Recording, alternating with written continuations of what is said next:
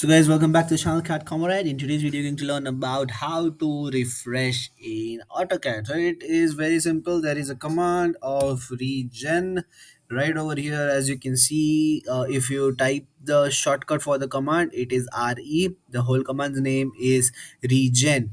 It is like regenerate. It is same as refresh in your laptop. You just have to press enter and your whole drawing will be regenerated and will be refreshed. So this is the only way you can refresh your AutoCAD drawing, and this is the most effective way. If you are using AutoCAD for a very long amount of time and you can see a line in glitches, let's say right now I'll show you a very nice example, which is let's say this is a grid line, okay, but right now you cannot see that grid line because you had been using AutoCAD for a long amount of time. Just you have to type is RE and press enter, and as you can see right over here, your drawing has been regenerated and it has been refreshed. So that's how you refresh your AutoCAD drawing.